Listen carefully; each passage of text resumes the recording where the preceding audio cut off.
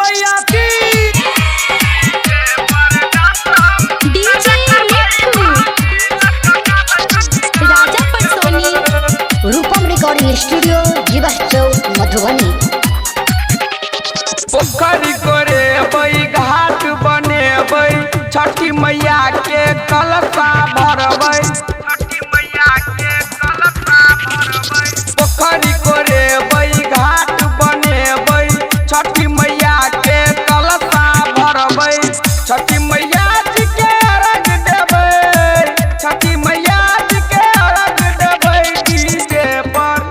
DJ पर dance हम करबै बांगी लचकाबै छठी घाट जेबै। डीजे पर डांस हम करबै बांगी लचकाबै छठी घाट जेबै। डीजे मिट्ठू राजा पटसोनी प्रेम से बोली छठी मैया की।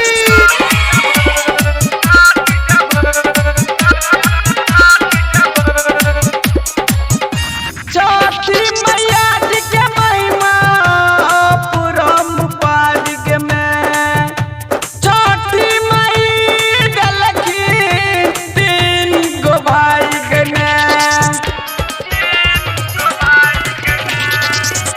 छठी मैया जी के महिमा अपरंपार के में।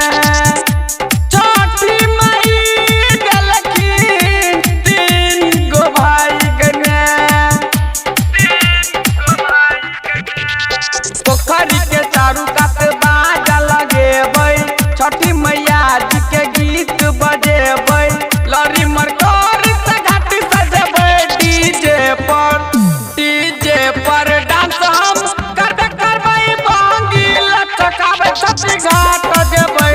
डीजे पर डांस हम करबै बांगी लचकाबै छठी घाट जेबै। DJ Mitthu Raja Patsoni mix by रूपम सिंह।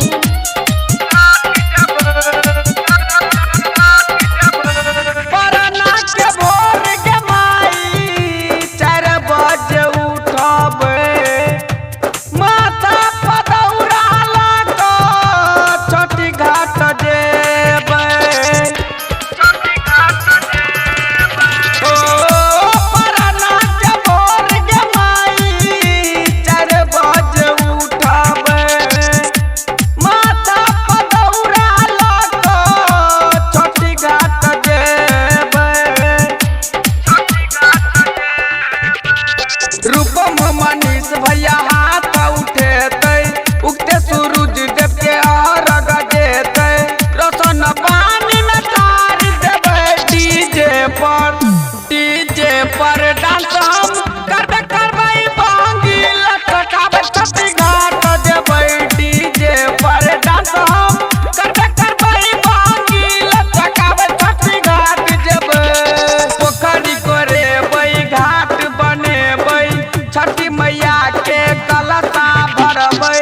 छठी मैया जी के अर्घ देबै, छठी मैया जी के अर्घ देबै।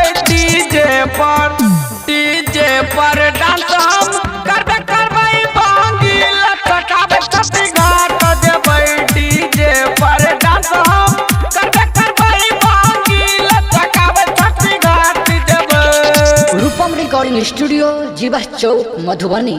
Mobile number 91 10 96 36 60।